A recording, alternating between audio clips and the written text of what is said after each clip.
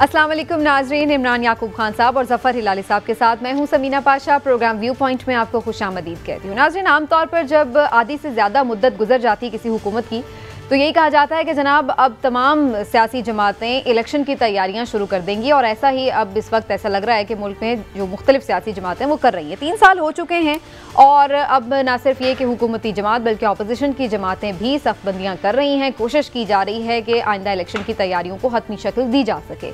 आज इस सिलसिले में अहम डेवलपमेंट्स हुई हैं, उसके ऊपर खुसूसी तौर पर बात करेंगे। हमने देखा कि जियाले मतवाले बन रहे हैं, मतवाले जियाले बन रहे हैं, खिलाड़ी भी जियाले बन रहे हैं, और जियाले और खिलाड़ी और सब कुछ आपस में एक दूसरे के साथ आना जाना शुरू हो चुका है। सनाउल्लाह ज़ारी साहब जो कि PMLN के सीनियर रहनुमा थे, वज़ीर आला भी रह चुके हैं PMLN से गुज़श्ता दौरे हुकूमत में, वो पीपल्स पार्टी में शामिल हो गए। इसके साथ साथ एक और सीनियर रहनुमा अब्दुल कादिर बलोच साहब जो है वो भी पीपल्स पार्टी का हिस्सा बन गए हैं। दोनों ने इस हवाले से क्या गुफ्तगू की है वो भी आपको बताएंगे। क्या वजूहात है, क्या पीपल्स पार्टी बलूचिस्तान में स्ट्रांग होने जा रही है, एम्स क्या हैं, टारगेट्स क्या हैं, इस हवाले से खुसूसी तौर पर गुफ्तगू होगी। और साथ ही साथ ये भी देखेंगे कि PMLN अभी तक लगता है कि अपनी ही सियासत में उलझ कर रह गई है, जो अंदर एक बयानिए की जंग चल रही है, तो उस पर भी खुसूसी तौर पर बात करेंगे। लेकिन जैसा कि मैंने कहा कि पहले पीपल्स पार्टी के हवाले से बात करते हैं। ना सिर्फ ये कि वो पंजाब में आए, जरदारी साहब खुद आके मुलाकातें की और मुख्तलिफ रहनुमाओं से बातचीत की, बल्कि बलूचिस्तान की तरफ भी बढ़ गए हैं। बिलावल भुट्टो साहब वहाँ पर उन्होंने खिताब भी किया। ये क्या सनाउल्लाह ज़ारी साहब ने इस मौके पर कहा और क्या कहते हैं वो पीपल्स पार्टी छोड़ने से मुताल्लिक और उम्मीदों, PMLN छोड़ने से मुताल्लिक और पीपल्स पार्टी से क्या उम्मीदें, ज़रा सुनिए। हमें इज्जत चाहिए, हम आप भी भुट्टो के नवासे हैं, हम आपसे यही तो रखेंगे कि आप जो नवाज शरीफ ने हमारे साथ किया वो आप नहीं करेंगे। जी, तो जो नवाज शरीफ ने किया वो आप नहीं करेंगे, ऐसा क्या किया आइए जानते हैं ज़रा इमरान साहब से। पहले इमरान साहब, वो छोड़ दी PML के इन रहनुमाओं ने पीपल्स पार्टी की तरफ क्यों बढ़ गए और क्या किया ऐसा नवाज शरीफ ने इनके साथ? बिस्मिल्लाहिर्रहमानिर्रहीम। देखिए, बलूचिस्तान की जो सियासत है ना, वो ऐसी चीज़ों से बड़ी पड़ी है। अच्छा, आप देख लें पिछले 70 साल में देख लें। हाँ, ये तो वहाँ असूलों की सियासत नहीं होती, ये भी ज़ाती इख्तिलाफात, ये सियासी इख्तिलाफात से ज़्यादा ज़ाती इख्तिलाफात है। आप मियां नवाज शरीफ ने इनके साथ ये किया था कि इनको वज़ीर आला बना दिया था।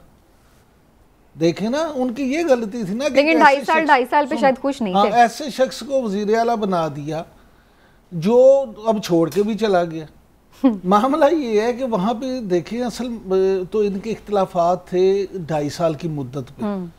उसके बाद फिर जब उन्होंने मालिक साहब को बनाया तो इनको ये इख्तिलाफ था। दूसरी बात ये कि जब आपको याद होगा PDM का वहाँ जलसा हुआ था जी, तो हमने उस वक्त ये कहा था कि मामला इसलिए ख़राब हो गया कि अख्तर मैंगल को वहाँ स्टेज पे जगह दी गई और इनको इत्माद में भी नहीं लिया गया, इन्हें बताया नहीं गया। अख्तर मैंगल साहब से इनका मामला जो है वो वहाँ पे एक अपनी लड़ाइयाँ, मुखालफत है, बिल्कुल बड़ी शदीद मुखालफत है एक दूसरे ट्राइब्स की आपस में।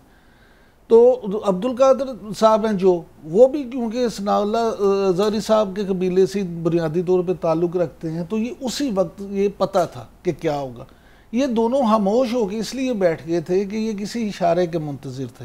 अच्छा, हाँ जी, PTI में शामिल होना या पाकिस्तान पीपल्स पार्टी में। तो मैं ये समझता हूँ कि ये इन दोनों की कामयाबी नहीं है, बल्कि पीपल्स पार्टी जो है ये उसके लिए एक खुश आइंद बात है, इस तरह से कि इन दोनों की पीपल्स पार्टी में शमूलियत इस बात को जाहिर करती है कि कहीं ना कहीं पीपल्स पार्टी किसी को राजी करने में कामयाब हो चुकी है।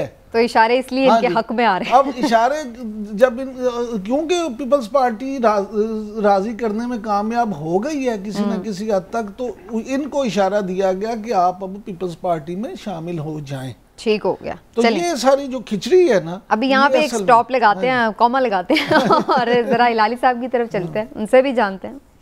हिलाली साहब, इख्तिलाफात तो इनके उस वक्त ही, सही कहा इमरान साहब ने, जाहिर हो गए थे पहले से ही।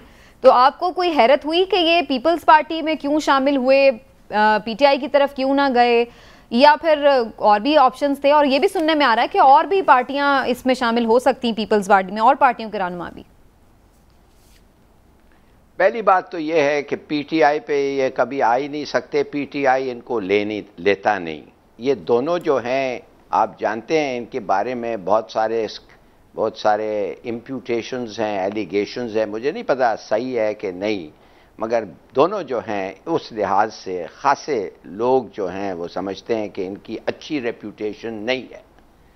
اب زہری صاحب جو ہیں وہ ایک بگ کیچ اس لیے ہیں پی پی پی کے لیے کہ وہ سب سے سیکنڈ بگسٹ بلوچ سردار ہے بلوچستان کا، زہری ٹرائب والا، تو وہ ظاہر ہے ہی از اے بگ کیچ، مگر اس سے بھی زیادہ جو ان کے پاس کیا ہے، پیسے ہیں، اور بلوچستان واحد جگہ یہ ہے کہ ادھر یہ پورا پالیٹکس بلوچستان کا خرید فروخت پہ چلتا ہے، اور ایک زرداری قوم کی بربادی کے ہاتھ میں ایک دفعہ جب وہ آ جائے تو پھر میرے خیال میں آپ دیکھیں گے کہ صرف اور صرف پیسے ادھر چلیں گے۔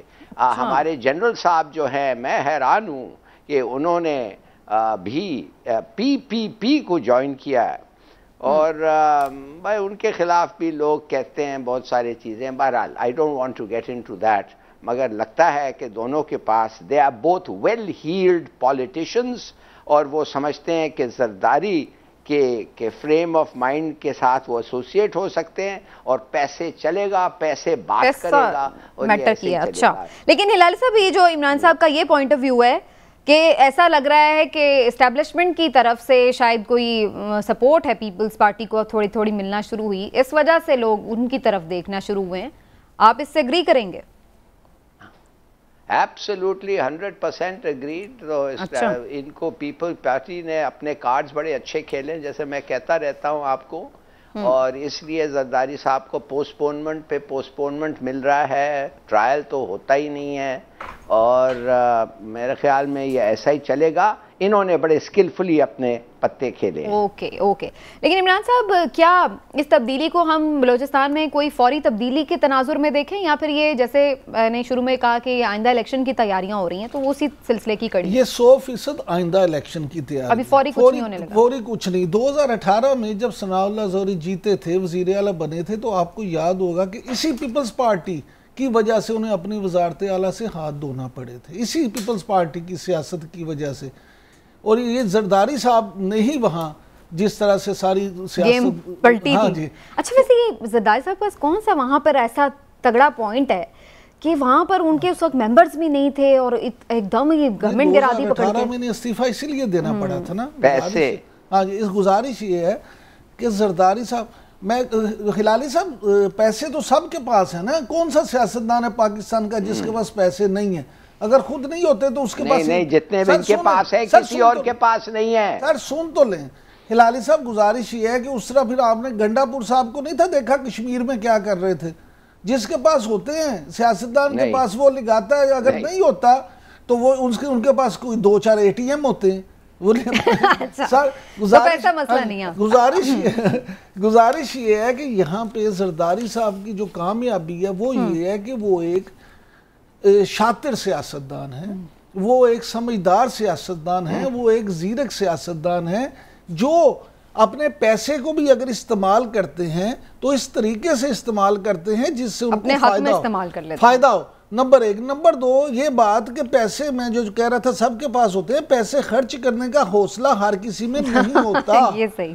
زرداری صاحب کے پاس یہ بھی آپ مانیں کہ ان کے پاس یہ فن بھی ہے اور حوصلہ بھی ہے، اگر وہ پیسے خرچ بھی کر لیتے ہیں تو حوصلہ بھی رکھتے ہیں۔ ٹھیک ہو گیا۔ مجھے زرداری صاحب، میں فیوریٹ تو نہیں ہو گئے کہ زرداری صاحب؟ میں صرف نا آپ کو ایک واقعہ چھوٹا سا، ہلالی صاحب اکثر واقعہ سناتے ہیں، محترمہ بے نظیر بھٹو جب تھیں وزیر اعظم تو وہ جب جاتی تھی نا اپنے کراچی، تو وہ ان کا جو وہاں پہ کیئر ٹیکر تھا اس سے وہ سارا ریکارڈ مانگتی تھی اور پورا حساب لیتی تھی کہ اتنے کی سبزی ہے، اتنے کی یہ سارا، تو وہ اس کے بعد جب ہو جاتا تو ان سے پوچھتی کہ یہ 20 روپے زیادہ کیوں ہیں، 50 روپے زیادہ کیوں ہیں، تو جب وہ چلی جاتی محترمہ تو آصف علی زرداری صاحب اسے اپنے پاس بلاتے اور 2 لاکھ روپے دے کے اس کو کہتے تمہیں کتنی دفعہ کہا ہے بی بی کو حساب پورا دیا کرو، جو کرنا ہو ان پیسوں میں سے کیا۔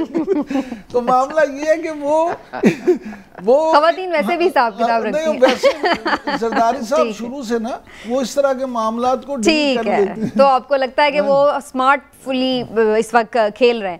ہلالی صاحب آپ اپنا اس پہ پوائنٹ آف ویو بھی دے سکتے ہیں اور اس میں میرا سوال بھی ایڈ کر لیجئے کہ کیا ان چیزوں کو دیکھتے ہوئے یہ سمجھا جائے کہ سندھ کے بعد بلوچستان میں بھی پاکستان پیپلز پارٹی اگلے الیکشنز میں گورنمنٹ بنانے میں بھی کامیاب ہو سکتی ہے؟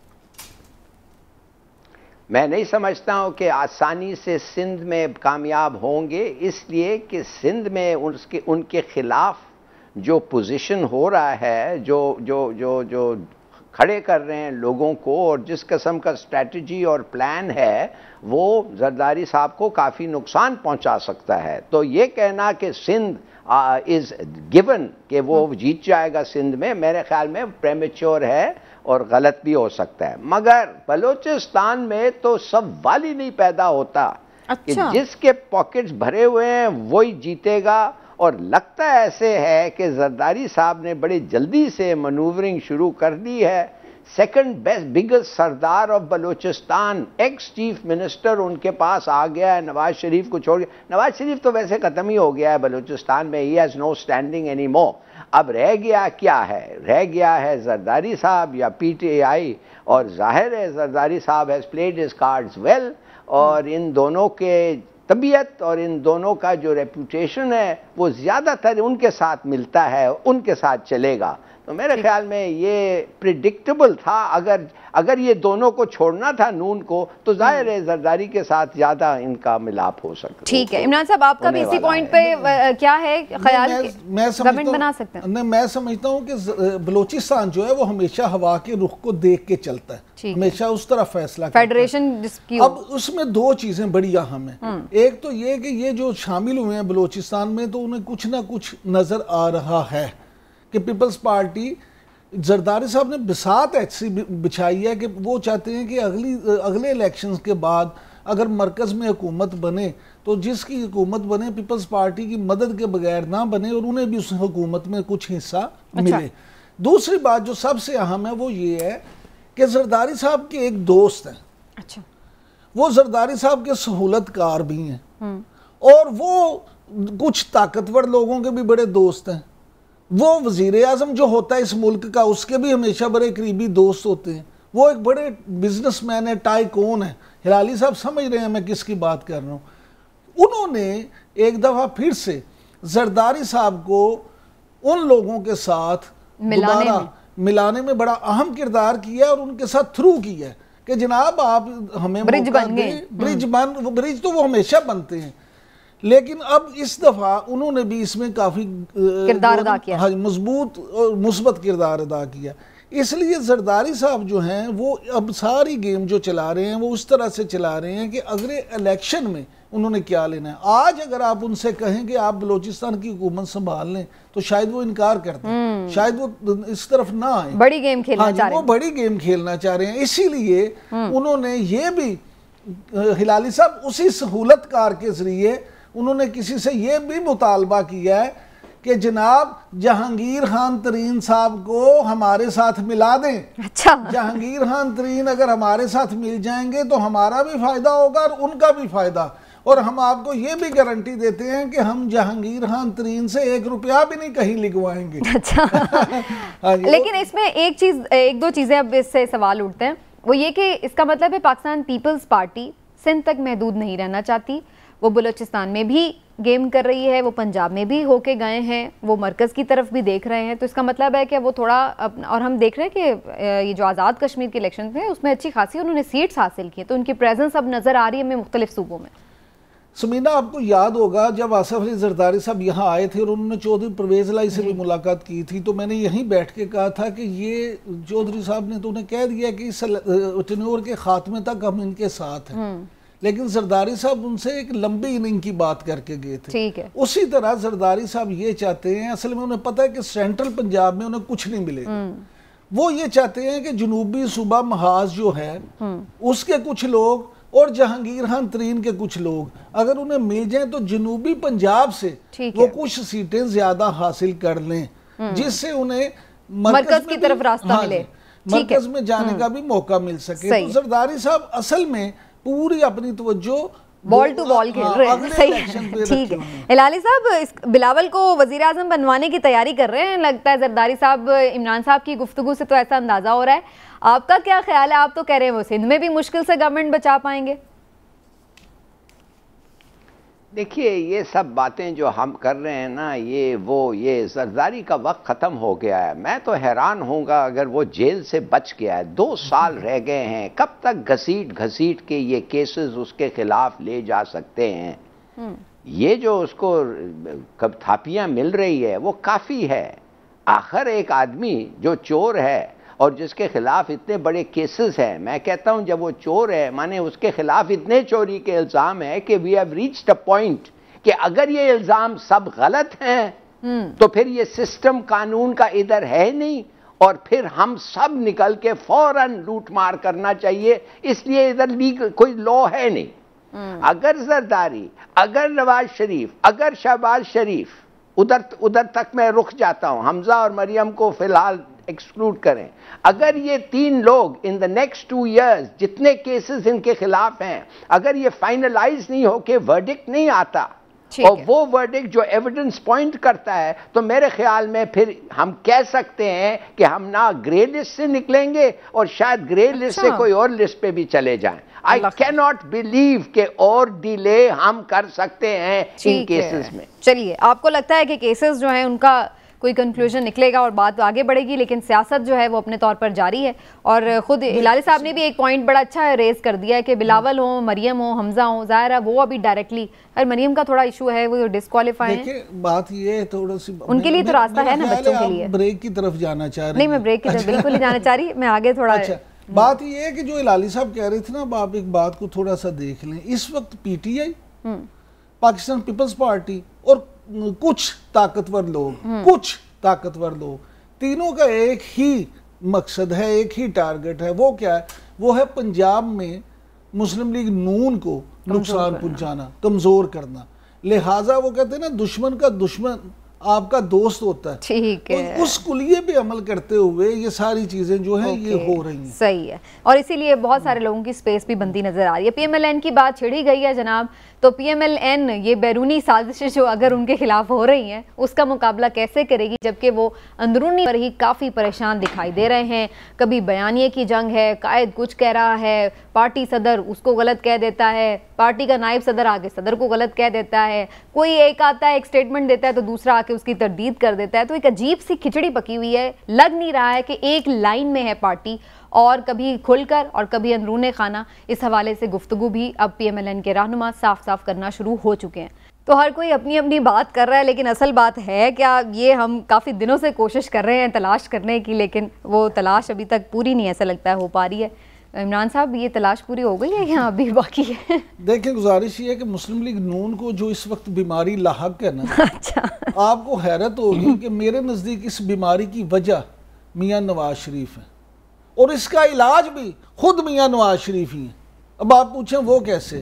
وہ اس طرح سے کہ میاں شہباز شریف اگرچہ صدر تو ہیں مسلم لیگ کے, لیکن وہ بھی کہتے ہیں کہ میرے قائد میاں نواز شریف بے اختیار صدر ہیں. نہیں, میری گزارش سن لیں, گزارش صرف اتنی ہے کہ وہ کہتے ہیں کہ میرے قائد نواز شریف ہیں اور میں وہی بات کروں گا جو نواز شریف کریں گے. اسی لیے انہوں نے یہ نہیں کہا, وہ یہ ضرور کہتے ہیں کہ میرا بیانیہ مفاہمت کا ہے اور میں اپنے بیانیے سے نہیں ہٹوں گا. میں سمجھتا ہوں کہ پاکستان میں سیاست جو ہے, اور پاکستان کو اگر ہم ترقی دلوانا چاہتے ہیں, پاکستان کو اگر اچھے طریقے سے چلانا چاہتے ہیں, تو اس کے لیے آپ کو مفاہمت کی ضرورت ہے. لیکن وہ کہتے ہیں کہ میں پارٹی ڈسپلن میں اپنے پارٹی قائد سے اختلاف بھی نہیں اس طرح سے کروں گا. اب نواز شریف صاحب کو چاہیے, میرے نزدیک نواز شریف صاحب کو چاہیے کہ وہ خود اس بات کو واضح کر دیں اور بتا دیں یہ بات کہ بھی اب بیانیہ جو ہے وہ کون سا بیانیہ ہے, کلیئرٹی دے دیں. وہ بتا دیں کہ وہ اپنے بھائی جو ہے ان کو اپنا سیاسی جانشین مقرر کریں گے یا مریم نواز صاحبہ کو اپنا سیاسی جانشین مقرر کریں گے, کیونکہ یہ خود میاں نواز شریف کے علاوہ کوئی بھی دوسرا شخص فیصلہ نہیں کر سکتا. لہٰذا میاں نواز شریف کو بھی اگر ہم یہاں بیٹھ کے یہ باتیں کرتے ہیں کہ جناب مسلم لیگ نون میں 2 بیانی ہو گئے ہیں, اختلاف ہو گیا ہے, تو کیا آپ سمجھتی ہیں میاں نواز شریف کو اس کا ادراک نہیں ہے؟ میاں نواز شریف کو اس کا پتہ نہیں ہے اور انہیں اس بات کا اندازہ نہیں ہے کہ اس سے پارٹی کو کتنا نقصان ہو سکتا ہے. لہٰذا انہیں خود بھی یہ اپنی خاموشی اس حوالے سے توڑنا ہوگی. باقی آخری ایک لائن کہہ دوں شاہد حقان عباسی صاحب کے حوالے سے, میں نے آپ کو 2 ہفتے پہلے ہی کہا تھا کہ واقفان حال نے جو خبر دی تھی کہ وہ اصل میں میاں نواز شریف کے سامنے اپنے آپ کو متبادل ثابت کر رہے ہیں, اور وہ ثابت کرنے کی کوشش یہ کر رہے ہیں کہ شہباز شریف صاحب آپ کے بیانیوں کو اس طرح سے لے کے نہیں چل سکتے, میں آپ کے بیانیے پہ عمل کروں گا, آپ جیسے مجھے پہلے وزیر اعظم بنایا تھا آپ اب بھی میری طرف دیکھیں اور میرے ساتھ وہ اپنی گیم چلا رہے ہیں. ٹھیک ہو گیا. ہلالی صاحب, فیصلہ تو ظاہر ہے میاں صاحب کو کرنا ہے, لیکن آپ سمجھتے ہیں کہ ان کا فیصلہ اگر مریم کے حق میں آتا ہے تو شہباز شریف صاحب اسی طرح خاموشی سے اسے تسلیم کر کے اور نیچے لگ کر اپنی سیاست پھر جاری رکھیں گے کہ ٹھیک ہے جی جو میاں صاحب کا حکم؟ دیکھیے میں آپ کو ایک چیز بتاؤں, یہ بھائی جو ہیں ایک طرف ہے پینڈولم کا, ایک دوسرے طرف ہے, یہ ڈس ایگری کریں گے پبلک, اور ان کے جو جیالے ہیں وہ ایک کو گالیاں بھی دیں گے, مگر یہ 2 بھائی اس قسم کی لڑائی نہیں ہوگی کہ یہ تقسیم کر لیں پارٹی کو اور اس پارٹی کے 2 دھڑ بن جائیں. نو, دیٹ وونٹ ہیپن. مگر میں آپ کو اس سے آگے بڑھے, مگر یہ بھائیوں میں اس قسم کی لڑائی ہے, مگر کزنز جو ہیں, یہ فرسٹ کزنز جو ہیں مریم اور حمزہ, وہ ان چیزوں پہ نہیں بیلیو کرتے ہیں. وہ سمجھتے ہیں کہ میں پارٹی انہیریٹ کروں گی, اور حمزہ کہتا ہے میرے پاس بھی بڑے لوگ ہیں اور جن کو میں نے who have supported me, اور میں ٹرولی ایک پولیٹیکل ورکر ہے. ان کی لڑائی ہو سکتی ہے, ان کی لڑائی سے پارٹی تقسیم ہو سکتی ہے. نواز شریف اور میرا تو پروجیکشن یہ ہے کہ نواز اور شہباز یہ دونوں جیل میں جائیں گے, disqualified from politics for life, اور میں سمجھتا ہوں مریم اور حمزہ میں لڑائی ہوگا, اور فار دا فورسیبل فیوچر یہ اگلا الیکشن اور شاید ایک اور الیکشن, یہ 2 جو ہیں یہ پولیٹیکلی پنجاب میں فیچر کریں گے, اس سے زیادہ کچھ نہیں. یہ تو آپ نے کافی آگے کی بات بتائی لالی صاحب, لیکن یہ تو بتائیں کہ اگلا الیکشن لڑنے کے لیے لیڈ کون کر رہا ہوگا؟ جیسے آزاد کشمیر میں مریم تھی تو شہباز شریف کہیں نہیں تھے, اور اگر کہیں شہباز شریف ہوتے ہیں تو وہاں مریم کہیں نہیں ہوتی. تو بات یہ کہ کسی ایک کو تو لیڈ کرنا ہوگا نا. سب چیز کا فیصلہ آپ لوگ جب فیصلہ ایسی چیز سوال پوچھتے ہیں تو آپ کیسز کا نہیں دیکھتے ہیں, ان کے خلاف کیا کیس ہے, کتنا اس میں دم ہے, کتنا وہ کیسز کا ایویڈنس بلڈ اپ ہوا ہے. اگر آپ سمجھتے ہیں کہ یہ کیسز ڈونٹ میٹر, یہ سب بوگس ہیں, ختم ہے, نیب بھی بوگس ہے اور نیب سیریس نہیں ہے, ججز سب ان کے ساتھ ہیں اور سب چیز ختم ہے, تو پھر آپ ایسی بات کر سکتے ہیں. اب ہم تو گیون سرکمسٹانسز کو ہی دیکھتے ہوئے کوشچن کریں گے نا. ہلالی صاحب بالکل صحیح ہے, آپ کا پوائنٹ آف ویو ہے, لیکن ابھی تک تو ہم نے یہی دیکھا ہے عمران صاحب کیسز سے تو کچھ ہو نہیں رہا ہے, تو ہم تو ظاہر ہے پھر جو بھی نظر آ رہا ہے اسی پہ بات کریں گے. آپ کا کیا خیال ہے اگر نواز شریف صاحب مریم کو کہیں گے جی آپ لیڈ کریں, جو کہ لگ رہا ہے کہ مریم ہی کے کہنے پہ وہ خود چل رہے ہیں, تو ظاہر ہے وہ مریم کے ہاتھ میں دے سکتے ہیں کمان, تو شہباز شریف صاحب چپ کر کے مان لیں گے؟ دیکھیں پہلی بات تو یہ ہے کہ جو ہلالی صاحب نے یہ بات کی نا کہ دونوں بھائیوں آپس میں لڑیں گے نہیں, بالکل میں اس سے متفق ہوں, لیکن جو انہوں نے یہ کہا کہ کزنز کی آپس میں لڑائی ہوگی ہے, بلکہ ابھی تک ایسی کوئی بات نہیں ہے, میں آپ کو بتا دوں, کیونکہ ان کا سلسلہ یہ ہے کہ ان کو اختلاف ہونا ایک الگ بات ہے, لڑائی ہونا دوسری بات ہے. سیاسی اختلاف آپ کو ہو سکتا ہے, اختلاف رائے ہو سکتا ہے, لیکن اس سٹیج پہ چلے جانا کہ آپ یہ سوچیں کہ جی میں الگ سیاست کروں اور وہ الگ سیاست کریں اور ہم ایک دوسرے کی شکل نہ دیکھیں, یہ نہیں ہوگا. اور میں تو ابھی آزاد کشمیر میں یہی تو ہوا ہے. میری گزارش سن لیں, ابھی آزاد کشمیر میں اس لیے یہ ہوا ہے کہ آزاد کشمیر میں مریم صاحبہ لیڈ کر رہی تھیں اور بڑے اچھے جلسے کر رہی تھیں, اور اس وقت جو بیانیہ تھا میاں شہباز شریف کیونکہ اس بیانیے سے متفق نہیں ہیں, اس لیے وہ پیچھے ہو گئے. میں آپ سے بار بار کیا کہہ رہا ہوں, پھر آپ یاد کریں کہ میاں شہباز شریف نے کہا تھا کہ میں اپنے بھائی کے جا کے پاؤں بھی پکڑنے پڑے تو انہیں منا لوں گا. لوگوں نے کہا پتہ نہیں کس بات پہ منا لیں گے, اصل وہ یہی بات تھی, مقصد یہی تھا کہ وہ اس بیانیے پہ انہیں راضی کر لیں گے. اب عمران خان صاحب جو ہیں وزیر اعظم عمران خان صاحب, انہوں نے اسی لیے تو انہیں جانے نہیں دیا, انہیں پتا تھا کہ یہ چلے گے تو بات ہو جائے گی. ہاں جی, لہٰذا میں سمجھتا ہوں کہ وزیر اعظم کی وہ موو اپنی جگہ بڑی اچھی تھی پولیٹیکلی. دوسری بات یہ ہے کہ یہ مسلم لیگ نون جو ہے, ابھی تک آپ دیکھیں کہ 3 سال گزر چکے ہیں, اس کے باوجود بھی مسلم لیگ نون کو یہ توڑ نہیں سکے. اور مسلم لیگ نون پاکستان کی سیاست میں ابھی تک تو ایک ایسی حقیقت ہے جس سے آپ انکار نہیں کر سکتے. ابھی ان کا ووٹ بینک بھی موجود ہے, ابھی ان کا ممبرز بھی موجود ہے, اور کارکن بھی ان کے ساتھ اٹیچ. لیکن اگر یہ بیانیہ اسی طرح رہا تو پھر ان کا ووٹر اس بیانیے کی وجہ سے کنفیوزڈ ضرور ہو رہا ہے, لیکن ابھی تک وہ اس نے ڈس آن نہیں کیا پارٹی. نہیں, ممبرز جو ہیں وہ خود بھی کنفیوزڈ ہیں. دیکھیں نا, اب ممبرز کو یہ ہے کہ اچھا اگر ہم نواز شریف کے بیانیے کے ساتھ چلیں گے تو کہیں شہباز شریف اس کا برا نہ منائیں, یا اگر شہباز شریف کے بیانیے کی بات کرتے ہیں تو شاید نواز شریف صاحب برا نہ منائیں. تو کنفیوژن تو ہے. آپ خود اس چیز کی بہت ساری ہمیں بتا چکے ہیں باتیں آن ایئر بھی, کہ آپس میں اندرون خانہ یہ بات تو ہو رہی ہے کہ زیادہ تر جو الیکٹیبلز ہیں, جو الیکشن حلقے کی سیاست کرتے ہیں لوگ, پی ایم ایل این کے رہنما, وہ کہتے ہیں کہ جی شہباز شریف صاحب کا جو بیانیہ ہے وہ ٹھیک ہے, اگر ہمیں پاور میں آنا ہے تو ہمیں بگاڑنی نہیں ہے. مسلم لیگ نون کے 80% ممبر جو ہیں وہ شہباز شریف کے بیانیے کے ساتھ چلنا چاہتے ہیں, کیونکہ پاکستان میں کیا پوری دنیا میں سیاست جو ہے وہ جیتنے کے لیے کی جاتی ہے, حکومت میں آنے کے لیے کی جاتی ہے, پاور میں آنے کے لیے کی جاتی ہے. تو وہ سمجھتے ہیں کہ پاکستان جیسے ملک میں تو اسٹیبلشمنٹ سے لڑائی کر کے آپ بالکل بھی حکومت میں نہیں آ سکتے. ٹھیک ہے, چلیے دیکھتے ہیں جی آنے والے دنوں میں پی ایم ایل اپنی طور پر کیا فیصلہ کرتی ہے, لیکن بیانیے کی یہ کنفیوژن جلد ہی دور کرنا ہوگی, ورنہ نہ صرف یہ کہ سیاسی طور پر مخالفین اس کا فائدہ اٹھا رہے ہیں, بلکہ اندرونی طور پر پارٹی بھی مزید تقسیم بھی ہو سکتی ہے اور خلفشار کا شکار بھی نظر آتی ہے, جو کہ اس وقت بھی نظر آ رہی ہے. ایک بریک لیتے ہیں ناظرین, واپس آتے ہیں بریک کے بعد اور بات کرتے ہیں ایک اہم ایشو کے حوالے سے.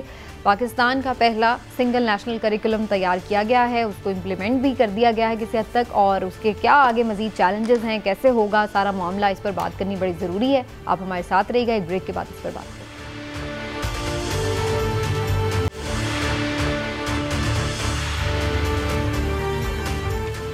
ویلکم بیک ناظرین. پہلی سے 5ویں جماعت کے لیے سنگل نیشنل کریکولم انٹروڈیوس کروا دیا گیا ہے, نافذ بھی کر دیا گیا ہے رواں تعلیمی سال کے لیے, اور اس کے لیے جو گائیڈ لائنز ہیں وہ جاری کر دی گئی ہیں. ابھی انیشلی یہی کہا گیا ہے کہ جو آپ کو آؤٹ لائنز دی گئی ہیں اس میں جو بھی بکس اپروو ہوں گی وہ مختلف جو اسکولز ہیں وہ اپنے اداروں میں پڑھا سکتے ہیں, لیکن اس سے بہت ساری جو کویشچنز ہیں ابھی باقی ہیں, اور کچھ لوگوں کی کنفیوژنز بھی ہیں جس پہ بات کرنا بڑا ضروری ہے. اگرچہ سننے میں تو یہ بات بڑی اچھی لگتی ہے کہ غریب امیر کا فرق ختم ہو اس سے, اور اچھا سکول, مہنگا سکول یا سستا سکول, گلی محلے کا سکول یا سرکاری سکول, سب جگہ پر ایک جیسی تعلیم بچوں کو ملے. لیکن یہ جتنا سننے میں اچھا لگتا ہے, کیا یہ اتنا ہی امپلیمنٹ کرنے کے لیے اپلیکیبل ہے یا نہیں, اس پر بھی بات کرنا بڑا ضروری ہے. پہلے میں ذرا ہلالی صاحب سے اس پر ایک کامنٹ لے لوں اور اس کے بعد پھر آگے بڑھتے ہیں. ہلالی صاحب, آپ کو کیا لگ رہا ہے کہ سننے میں تو یہ بہت اچھی چیز ہے, انیشیٹو تو بہت اچھا ہے, ڈو یو تھنک کہ یہ بہت ایک ایسی چیز تھی جو ہونی چاہیے تھی اور یہ پریکٹیکل بھی ہے؟ دیکھیے, پہلی تو بات یہ ہے کہ اس کریکولم کا نام ہے نیشنل کریکولم. یہ نیشنل کیسے ہو گیا ہے جب سندھ اور بلوچستان نے منع کر دیا ہے؟ یہ تو نیشنل نہیں ہوا نا.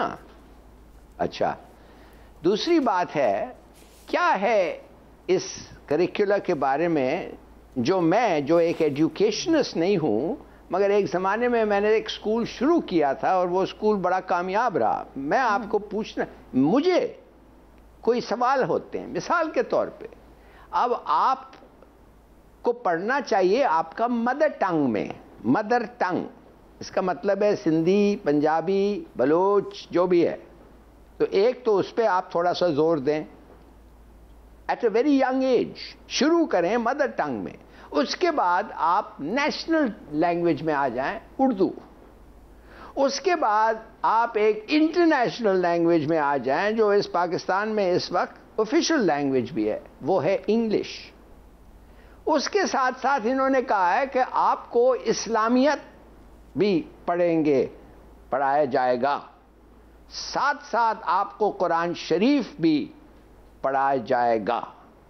اب میں پوچھنا چاہتا ہوں, مدر ٹنگ, اردو, انگلش, اسلامیات, قرآن شریف, یہ سب ایک ہوگا تو کیا دوسرے سبجیکٹس کے لیے کتنا ٹائم آپ کے پاس ہوگا؟ نمبر 1. دوسرا سوال یہ ہے کہ آپ کو قرآن شریف کون پڑھائے گا؟ ایک قاری پڑھائے گا. اس قاری کا سیکٹ کیا ہوگا؟ 72 سیکٹ ہیں سنی اسلام میں 72، اور شیعہ بھی ایک سیکٹ ہے. تو کون سا آدمی آپ کو پڑھائے گا؟ اس لیے یہ قرآن شریف پڑھنا یہ گھر کا معاملہ ہوتا ہے. گھر میں آپ کو پڑھنا چاہیے، اور گھر میں لوگ پڑھاتے ہیں. اور پھر وہ جو آدمی آتا ہے وہ اس فقہ کا آتا ہے جو گھر کے لوگ کا ہے. مگر اب یہ کیسے ہوگا ان سکولز؟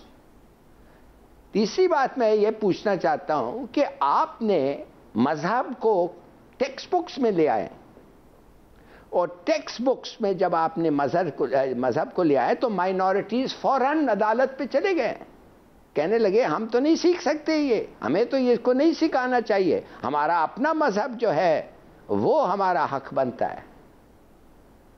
اب ایک اور چیز، پنجاب کا جو بورڈ ہے ٹیکسٹ بک کا، Punjab heads of schools in the Punjab, ایک بہت بڑا اسکول کا ایک ادارہ ہے، I mean very big school, serial school پورے ملک میں. وہ کہتے ہیں ان سے برا ٹیکسٹ بکس ہم نے کبھی دیکھا ہی نہیں ہے. وہ کہہ رہے ہیں ٹیچرز، پرنسپلز، پرائیویٹ اسکول ہے مگر پڑھے لکھے لوگ ہیں، وہ کہتے ہیں اس سے برا ٹیکسٹ بک نہیں سنگے.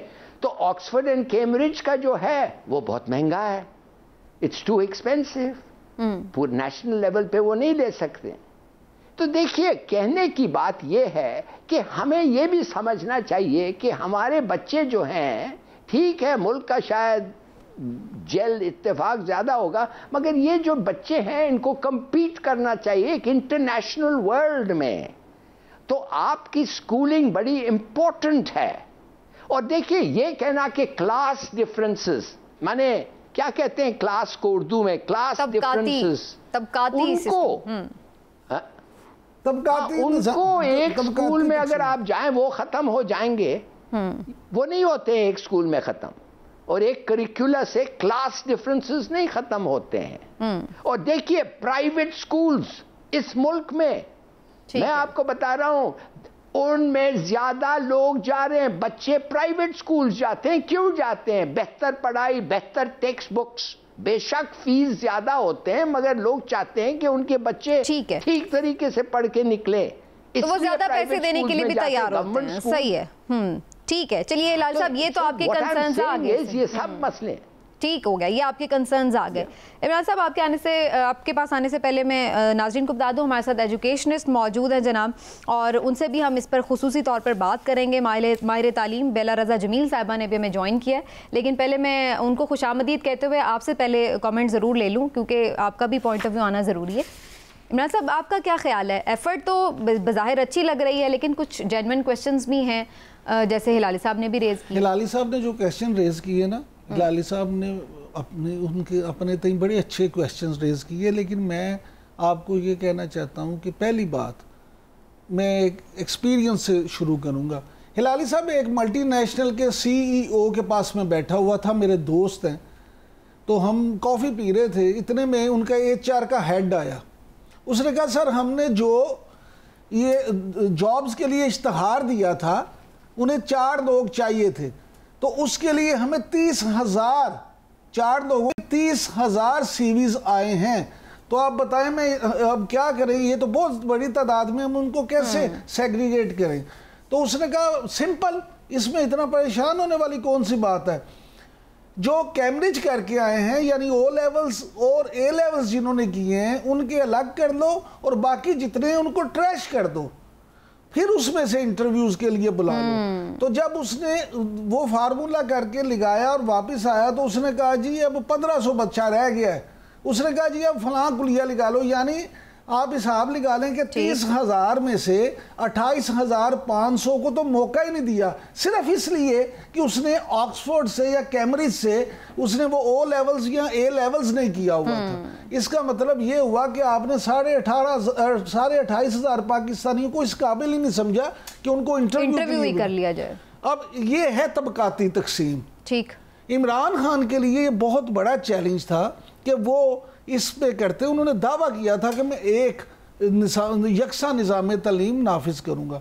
بالکل اعتراضات کو ضرور دور کیا جانا چاہیے، لیکن میں سمجھتا ہوں کہ عمران خان نے اپنے تئیں ایک اچھی کوشش کی ہے جو 70 سال میں نہیں تھا ہو سکا. وزیر اعظم عمران خان نے یہ اچھی کوشش کی کہ وہ اس میں کریں. اور دیکھیں پچھلے 8 مہینوں سے میری بھی مختلف ماہرین سے جو بات ہوئی ہے، پچھلے 8 مہینوں سے وہ اس پہ لگے ہوئے تھے. اب جس پرائیویٹ سکول کی یہ بات کر رہے تھے کہ ان کو اعتراض ہے، انہوں نے کہا اس سے ہم نے ناقص مٹیریل نہیں دیکھا، ان کی اپنی دکانداریاں خراب ہوتی ہیں. اب مجھے آپ ایک بتائیں کہ ایک سکول اگر بچے سے فیس لے رہا ہے 30,000 اور وہی نصاب پڑھا رہا ہے، اور وہی نصاب 150 روپے میں سرکاری سکول پڑھائے گا، تو وہ اس کے پاس کون جائے گا؟ چورن بیچنے کے لیے کچھ نہیں رہے گا. اگرچہ وہاں یہ بھی مسائل ہیں کہ ٹریننگ، ٹیچرز کی ٹریننگ بڑا میٹر کرے گی. کیا آپ نے سرکاری سکولوں میں ٹیچرز اس قابل ہیں کہ وہ بچوں کو اس لیول پہ پڑھا سکیں؟ پرائیویٹ محلے گلیوں کے سکولوں میں ٹیچرز اس قابل ہیں کہ وہ بچوں کو اس طرح سے پڑھا سکیں؟ یہ سوال اپنی جگہ بہرحال موجود ہے، لیکن یہ ضرور بات ہے کہ یہ ایک ہونا چاہیے نظام تعلیم. اور اس میں عمران خان کی کوشش جو ہے اس میں ہم سب کو اپنی باتیں ان تک آنی چاہیے، ان مشکلات کو حل کرنا چاہیے، ان سوالوں کو دور کرنا چاہیے. لیکن یہ مافیا اور کارٹرز جو ہیں یہ اس میں رکاوٹ ضرور، ان کو لگام بھی ڈالنی پڑے گی. اور ہلالی صاحب جو آپ پوائنٹ آف ویو پہ بات کر رہے تھے اس پہ میں یقینی طور پر ابھی ویلا رضا جمیل صاحبہ کا بھی موقف لیتی ہوں، لیکن اس میں یہ تھوڑی سی میں کلیئر بھی کر دوں کہ 3 جو مضامین ہیں وہ اردو میں ہیں، 1 سے 5ویں تک کی بھی ہم بات کر رہے ہیں، اور جو 3 مضامین ہیں وہ انگلش میں پڑھائے جائیں گے. اور یہ سب ایک جگہ سب کے ساتھ ایک طرح ہوگا. یہ نہیں ہے کہ کوئی پنجابی میں پڑھا رہا ہوگا یا کوئی میڈیم جو ہے لینگویج کا وہ اردو رکھا گیا 3 مضامین کے لیے اور 3 مضامین کے لیے انگلش رکھا گیا ہے. تو اس طرح سے یہ سرکاری سکولز اور جو پرائیویٹ سکولز ہیں ان کو بھی اٹھایا جا رہا ہے اس میں. لیکن بہرحال اس پہ جو ظاہر ہے، اچھا چلیے آپ کر لیجئے کوئی شارٹ کامنٹ ہے لال صاحب. جی دیکھیے 2 چیزیں جلدی سے میں بتا دوں. پہلے جو ہے مدر ٹنگ جو ہے یہ ایک ایکسپیریمنٹ نہیں ہے، یہ ایک فیکٹ ہے کہ مدر ٹنگ جو ہے جو گھر میں بولتے ہیں اس میں بچہ سب سے بہترین پڑھائی بچے کی مدر ٹنگ میں ہوتا ہے، اس کی فیملیئرٹی اور اس کی لگن. تو یہ کہنا کہ مدر ٹنگ بھول جاؤ اردو مدر ٹنگ ہو گیا ہے، یہ بھی ایک اٹس ناٹ رائٹ. دوسری چیز یہ ہے، دیکھیے خدا کے لیے انڈرسٹینڈ، یہ وننس اور یونیفارمٹی نہیں ہوتا ہے کہ اگر ایک پرائیویٹ سکول کو لے کے آپ دبا کے اس کو گورنمنٹ سکول کے لیول پہ لے آئیں. کیا کیا تھا بھٹو جب نیشنلائز کیا تھا؟ ایک ڈپٹی سیکرٹری کو کہا جاؤ کراچی گرامر سکول میں بیٹھو اور چلاؤ. ڈپٹی سیکرٹری کو، گورنمنٹ کا افسر. کیا ہوا سر؟ انہوں نے نیچے والوں کو بھی اوپر اٹھایا ہے. چلیے اب یہ انہوں نے کیا کیا ہے تو اس کا جواب ریلیونٹ لوگ ہی دے سکتے ہیں. اس وقت ہمارے ساتھ پروونشل منسٹر مراد راز صاحب موجود ہیں ایجوکیشن کے پنجاب کے. ان سے بات کرتے ہیں اور جانتے ہیں کہ کیا ایفرٹ ہے اس میں اور جو کویشچنز ہیں انہیں کیسے ایڈریس کیا جائے گا. بہت شکریہ مراد راز صاحب آپ کا. سب سے پہلے تو یہ فرما دیجئے کہ بہت سارے چیلنجز نظر آ رہے ہیں، کیا تمام سٹیک ہولڈرز آن بورڈز ہیں؟ کیونکہ ایسے کنسرنز شو کیے جا رہے ہیں کہ جناب جو پرائیویٹ سکولز ہیں خاص طور پر انگلش میڈیم سکولز ہیں وہ کچھ ایسا لگ رہا ہے کہ راضی نہیں ہیں اور وہ کہہ رہے ہیں کہ نقصان ہو رہا ہے، نیچے لیول پہ لایا جا رہا ہے انہیں. دیکھیں میں آپ کو یہ بتاؤں کہ کچھ مافیاز ہیں اوبیسلی جو اس کے اگینسٹ ہیں، اور وہ مافیاز جو ہیں وہ مائنورٹی کے اندر ہیں. بالکل ہماری بکس جو ہیں وہ جو ہم نے بنوائی تھیں سنگل نیشنل کریکولم پہ، یہ private sector, civil society, public sector, علماء، ایک 40 ممبر کی کمیٹی بنی تھی آج سے 2 سے 2.5 سال پہلے، جس نے بیٹھ کے یہ سب کچھ کیا ہے. Everybody was a part of it. یہ کسی نے اکیلے بیٹھ کے سب کچھ نہیں کر دیا، یہ سب اس کا حصہ تھے. اس سال پنجاب میں ہم نے 3 دفعہ پرائیویٹ سیکٹر کو بلایا، ان کی اوپینین لی، ان سے کہا کہ جی یہ ہم کرنے جا رہے ہیں، آپ کو کوئی ایشوز تو نہیں ہے. ہم نے پبلشرز کو بلایا، ہم نے کہا جی جو بکس آپ نے بنانی ہے اس کریکولم کے فریم ورک کے اندر، یہ آپ کی ڈیٹ ہے، اس ڈیٹ کو آپ کو NOC ملے گا. ہم نے سارا ہوم ورک کر کے یہ کیا تاکہ کوئی اس وقت آگے کھڑا نہ ہو سکے کہ جی آپ یہ کیوں کر رہے ہیں. اس کے بعد میں آپ کو بتاؤں کہ پرائیویٹ سیکٹر نے جب ہماری بکس پڑھی انہوں نے کہا جی واقعی میں بہت اچھی بکس بنائی گئی ہیں. 70% سے اوپر پرائیویٹ سیکٹر جو پنجاب کا ہے نا وہ 5,000 سے فیس روپے کم والی فیس کا ہے.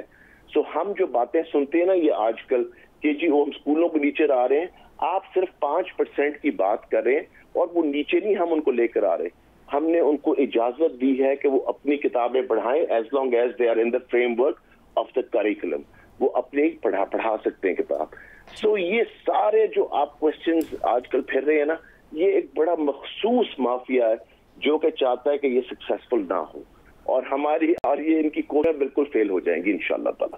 اچھا یہ بھی فرمائیے گا مراد ریاض صاحب کہ جو ایک بہت زیادہ ہم نے دیکھا ہے کہ دینی تعلیم اس میں شامل کی گئی ہے اور اسلام کا جو معلومات ہیں اور اس سے جو تعلیم ہے وہ اس میں کافی انٹروڈیوس کروائی گئی ہے. ہلالی صاحب کا اس پہ ایک کویشچن ہے کہ مائنورٹیز بھی بکس پڑھ رہی ہیں, اسکولز جا رہی ہیں, پھر ڈفرینٹ سیکٹرز ہیں ہمیں نظر آتے ہیں, سیکٹیرینزم بھی ہے, ظاہر ہے اس کو بھی دیکھنا پڑے گا, تو وہ سب کے لیے کیسے ایکسیپٹیبل ہوگا وہ سارا دینی مواد؟ دیکھیں, ایک تو میں آپ کو یہ بتاؤں کہ جب اسلامیات پڑھائی جاتی ہے نا, تو اس وقت جن بچوں کا ریلیجن اسلام نہیں ہے ان کو ایتھکس کی کلاس اٹینڈ کروائی جاتی ہے. نمبر 2, میں آپ کو یہ بھی بتا دوں کہ جن جگہوں پہ دوسرے سبجیکٹس کے اندر بھی اسلام کا ریفرنس دیا گیا, کسی کو بھی اس کے ساتھ ایشو تھا, آج سے 6 مہینے پہلے ہم نے کہا تھا وہ ہمارے پاس آئیں, بتائیں کوئی ایشو ہے تو ہم مل کے بیٹھ کے حل کرتے ہیں. آج 6 مہینے گزر گئے, کوئی نہیں آیا. So at the same thing, ہم تو ہر ایک کے ساتھ شیئر کرتے رہے چیزیں, ہر ایک کے ساتھ انفارمیشن شیئر کرتے رہے, ہر ایک کے ساتھ اپنا پورا مٹیریل شیئر کرتے رہے, and know body has come اپ. اب ایک دم جب امپلیمنٹ کرنے کا ٹائم آیا تو مجھے پتا ہے کون مخصوص لوگ ہیں جو اس کے خلاف چاہتے ہیں کہ وہ کیمپین شروع کریں. کیونکہ آپ کو میں سب سے سمپل پلیز ایک بات میری آخری سن لیں ضرور, کہ جو ہماری کتابیں ہیں نا وہ اگر آپ لینے کے لیے سال کی جائیں تو وہ 800-850 روپے کی ہے, اور دوسرے پبلشرز کی آپ لینے کے لیے جائیں گے نا تو وہی کتابیں وہ ان کی جو ہیں وہ 6,000 سے شروع ہوتی ہیں اور 15-20 ہزار روپے تک جاتی ہیں. پرابلم ساری یہ ہے, اور کوالٹی کتابوں کی ایک جیسی ہے, جو اس کے اندر مواد ہے اور جو دوسری بک کے اندر مواد ہے وہ آلموسٹ آئیڈینٹیکل ہے. اچھا یہ بھی فرما دیجیے گا کہ ٹیچرز ٹریننگ کے حوالے سے کیا بات ہو رہی ہے؟ ہلالی صاحب بھی کو بات. اچھا ہلالی صاحب چلیے میں ایک سوال کہنا چاہتا ہوں. جی کر لیجیے. میں ان کو یہ کہنا چاہتا ہوں, پلیز انڈرسٹینڈ, میں سمجھتا ہوں, مجھے نہیں پتا, میں ایک ایکسپرٹ ایجوکیشنسٹ نہیں ہوں. یہ جو سوال میں پوچھ رہا ہوں they come from the head of very respectable schools. اچھا میں بہت خوش ہوں کہ یہ سب لوگوں کو آپ نے کانٹیکٹ کر کے انوائٹ کیا اور آپ نے ان کے باتیں بھی سنے. I am very happy. مگر ایک چیز میں آپ کو ضرور کہنا چاہتا ہوں کہ یہ لوگوں کے یہ فیئرز ہیں جو اس وقت میں آپ کو پہنچا رہا ہوں. اگر آپ ان کو ڈسمس کرتے ہیں کہ یہ مافیا ہے تو پھر مجھے نہیں پتا یہ کیوں کہہ رہے ہیں. اس لیے کہ اگر they have been contacted by you تو ان کو نہیں کہنا چاہیے, نمبر 1. دوسری بات یہ ہے ان کے سجیشنز کیا ہیں. ان کا سجیشن یہ ہے کہ خدا کے لیے ایک ٹیچر ٹریننگ سکیمز ہونا چاہیے. اس کے علاوہ ان کا ایک اور, وہ نہیں کہتے کہ وی ڈونٹ لائک اٹ, ایک اور چیز ہے, وہ کہتے ہیں کہ ایک کلاس ہر سال نئے سسٹم میں بڑھائیں کہ لوگ ابزارب کر سکیں اور سکولنگ میں آسانی سے یہ سسٹم امپلیمنٹ ہو. اور یہ جو لوگ جو آبجیکٹ کر رہے ہیں یہ کوئی مافیا نہیں ہے, یہ ان کے ریئل فیئرز ہیں. تو اس لیے میں آپ کو بتانا چاہتا ہوں کہ میں ایکسپریس کر رہا ہوں کہ ان کے فیئرز. جی مراد صاحب. ہلالی صاحب پلیز, میں آپ نے بڑے زبردست سوال کیا, میں آپ کو باری باری سب کا جواب دیتا ہوں.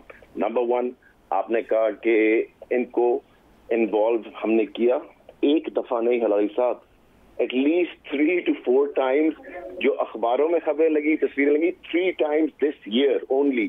میں 2.5 سال کی بات نہیں کر رہا, 2.5 سال والی جو کمیٹی تھی اس میں تو یہ تھے ہی تھے. اس سال 3 دفعہ سے زیادہ ہم انوائٹ کر چکے کہ جی یہ کر رہے ہیں, یہ کر رہے ہیں, اس میں کچھ آپ نے کرنا ہے, کوئی چینجز کرنے, کوئی کچھ نہیں بولا. اس کے بعد ٹیچر ٹریننگ کا میں آپ کو بتا دوں, for the first time ever ان پنجاب میں نے free teacher training single national curriculum پہ پرائیویٹ سیکٹر کو کروائی. For the first time ever free of charge. ہم نے کہا, اور میں آپ کو ایک اور نیا اسٹیپ بتاؤں جو ہم نے لیا, جو پہلے کبھی نہیں ہوا آج تک. 50% ماسٹر ٹرینر اور لیڈ ٹرینرز میں نے پرائیویٹ سیکٹر سے لیے تاکہ ایک مقابلہ بنے آپس میں, تاکہ آپس میں بھی ایک اچھی فضا بنے کہ جی پرائیویٹ سیکٹر سے ٹرینرز آئے ہیں, ماسٹر ٹرینرز آئے ہیں, پبلک سائٹ سے آئے ہیں, تو آپس میں ایک بڑا زبردست مکس ہم نے بنایا. اور ابھی بھی آپ کو میں بتاؤں, ٹریسنگ ماڈل جیسے اتنے نام والے جو ہیں ٹریسنگ ماڈل جیسے اسکول, ان کا ہمیں پچھلے ہفتے لیٹر آیا کہ جی ہمارے ٹیچرز کو بھی ٹرین کر دیں. اتنا ہم زبردست ٹریننگ کا موجود چلا رہے ہیں کہ آپ سوچ نہیں سکتے پرائیویٹ سیکٹر کے لیے صرف ٹیچرز ٹریننگ بھی ہو رہی ہے. ٹھیک ہے. اچھا مراد صاحب, آپ سے ریکویسٹ ہے آپ ساتھ ہی رہے گا, بڑی امپورٹنٹ یہ ڈسکشن ہے, میں چاہتی ہوں یہ کنفیوژنز دور ہوں پیرنٹس کے ذہن میں بھی. اس وقت ہمارے ساتھ ایجوکیشنسٹ بیلا رضا جمیل صاحبہ بھی موجود ہیں, میں تھوڑا سا ان کا بھی پوائنٹ آف ویو اس میں شامل کرنا چاہتی ہوں. بیلا رضا صاحبہ, سب سے پہلے تو آپ کو خوش آمدید کہتے ہوئے یہ جاننا چاہوں گی, آپ نے بھی یہ کریکولم ظاہر ہے اسٹڈی کیا ہوگا, جیسے کہ مراد راز صاحب کہہ رہے ہیں سب اسٹیک ہولڈرز کو مشاورت کر کے بنایا گیا. آپ کا پوائنٹ آف ویو کیا ہے کہ یہ اتنا ہی امپلیمنٹ کرنا مشکل ہے جیسے کہ بہت سارے کویسچنز اور کنفیوژنز ہیں؟ کیا کہہ رہے ہو تم, کیا کہہ رہے ہو؟ آواز آ رہی ہے میری؟ جی جی جی. تو ایک تو میں سب سے پہلے یہ کہنا چاہوں گی کہ پورے پاکستان کی تاریخ میں کبھی نصاب کے اوپر اتنا بحث و مباحثہ, ایک پبلک ڈبیٹ نہیں ہوئی جو اس دفعہ ہوئی, اور یہ اچھی بات ہے. ایک جمہوریت پسند معاشرے میں اس قسم کا کام ہونا چاہیے, تو یہ مجھے لگتا ہے کہ ایک خوش آئند بات ہے. سوال یہ پیدا ہوتا ہے کہ یہ جو نصاب ہے اور جس طرح سے یہ نصاب ایوالو ہوا ہے, یہ اس کی تاریخ لمبی ہے, اور یہ میں مانتی ہوں بہت سارے ہم لوگوں نے بھی اس کا موازنہ کیا ہے کہ 80-90% وہی ہے جو 2006 میں تھا, مگر ساتھ ساتھ اس میں کافی بڑھت بھی ہوئی ہے اور اس میں اور ایڈیشنل چیزیں بھی آئی ہیں. ایک تنقید یہ ہے کہ یہ بہت ٹاپ ہیوی ہے, یعنی کئی جگہ اس کی جو سیکوینسنگ اور لنکنگ ہے وہ اس میں اتنا زیادہ ربط نہیں ہے اور بہت ہیوی ڈیوٹی ہے. اور کہیں یہ بھی کہا گیا ہے اور دیکھا گیا ہے کہ اس کا کانٹینٹ جو ہے وہ ہلکا بھی ہے. البتہ جس طرح سے ٹیکسٹ بکس لکھی گئی ہیں تو ٹیکسٹ بکس میں مثلاً اگر ایک پیراگراف کا ایک نظم ہے تو اس کے ساتھ 7-8 صفحے ایکسرسائزز کے ہیں. کئی ایکسرسائزز بالکل ساتھ جڑتی ہیں, کئی نہیں جڑتی ہیں. مگر جیسے راز صاحب نے کہا, یہ میں مانتی ہوں کہ پہلی دفعہ اتنی بڑی اسکیل پہ, کیونکہ 2006 میں جب نصاب آیا تھا تو ٹیچرز ٹریننگ بالکل بھی نہیں ہوئی تھی, اور بلکہ کتابیں بھی بہت دیر میں. تو یہ بظاہر آپ کو یہ ایفرٹس تو بہرحال نظر آ رہی ہیں کہ بات بھی ہوئی ہے اور ٹریننگ بھی اس پہ سٹارٹ بھی ہے. ایک چھوٹا سا مجھے بریک لینا ہے اور میں آپ سب سے ریکویسٹ کروں گی آپ ساتھ ہی رہیں, بریک کے بعد واپس آتے ہیں.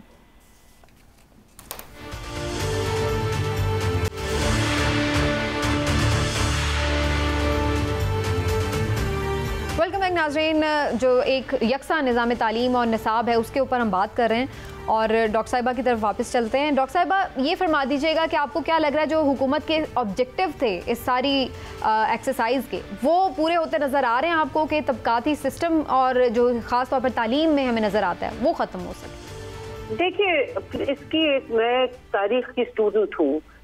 2006 کا بھی نصاب تھا, اس میں صرف 4 سے 5% بچے تھے جو کہ قومی نصاب نہیں پڑھ رہے تھے, یعنی وہ جو کہ مدارس میں تھے اور صرف مدارس کا ہی کے ڈگریز دے رہے تھے, اور جنہوں نے میٹرک نہیں کیا, کیونکہ مدارس میں پہلے بھی میٹرک ہوتا تھا, اور وہ ایلیٹ اسکول جو کہ اے لیولز کر رہے تھے. اس کے علاوہ 95% سے 96% بچے تمام قومی نصاب ہی پڑھ رہے تھے.